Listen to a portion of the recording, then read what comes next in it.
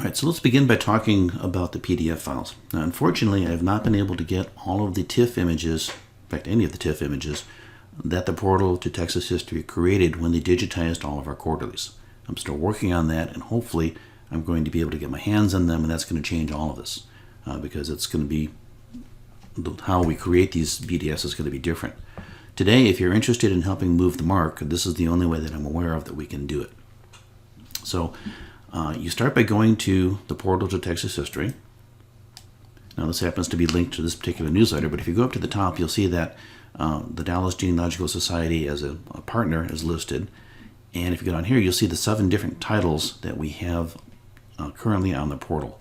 And so we're interested in one of the 2 quarterlies. Now the quarterly is the one that goes up until about 1984, I think.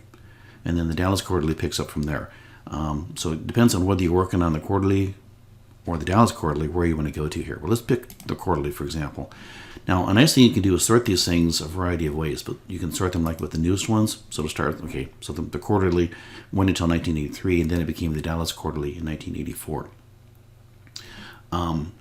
So what you can do is, when you've identified which document you want to try to create the PDF for, you can go to it, view the page, and then, and I have to do this page by page. I'm going to say I want to download, and what I want you to download is the large image.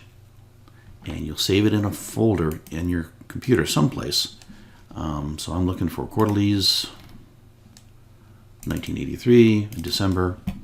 I'll just save it there. And then I'll step to the next page, and I can download that large one and save it.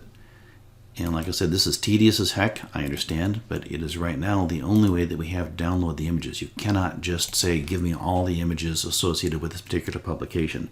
So for today, unless and until I get a flash drive or something out of Jake with all the images, that's the first step, is going and getting all of these individual pages saved into a directory someplace.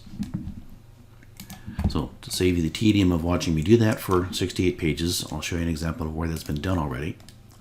So these are the 68 images that I have downloaded for this particular version of the quarterly. Next stage, you've got to have Adobe Acrobat Pro and say that I want to combine files into a PDF. Let me shrink this down a bit so you can still see it.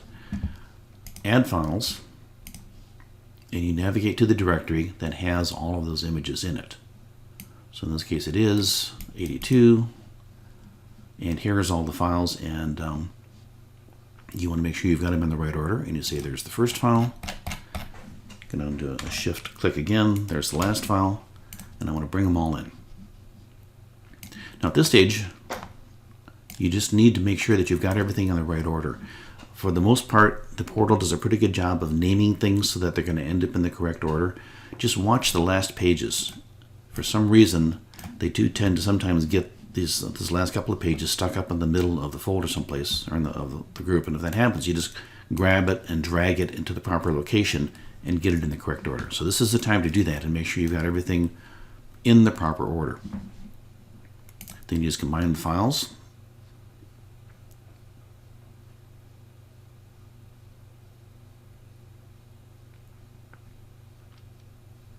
We're still combining the files in case you're wondering.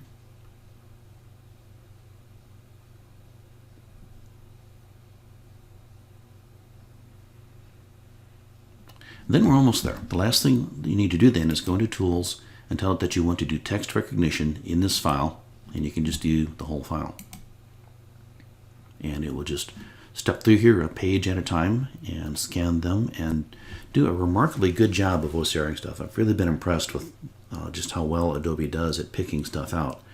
And that creates a document then that's going to allow people to go in and do searches for any of the text that appears pretty much anywhere in the PDF, which is really kind of a nice thing.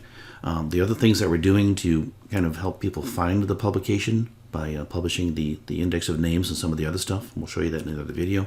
We'll get them in the general area, but if they want to get into the PDF and view the exact thing, or perhaps they've just found an article that isn't extensively indexed elsewhere, or if it's just a name associated with the book or something, they can come in, if they're DGS members, of course, view the PDF thing, do a Control F, and search and find all of the occurrences of whatever it is they happen to be looking for.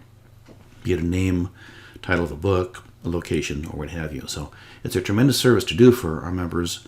As you're starting to see, it's a lot of work. We have a lot of publications this needs to be done for, which is why I'm reaching out and asking for a bit of help. We're currently working on the Quarterlies, which is a sizable body of documents.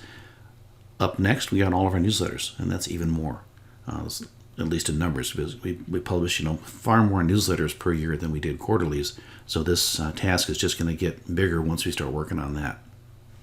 So we're just about done here.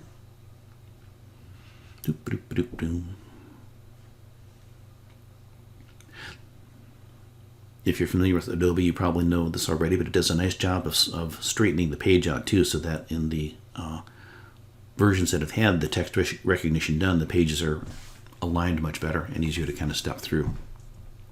Adobe is a pretty amazing tool. And this edition had a few blank pages at the end. I think it would go quicker, but I guess it's got to look for everything.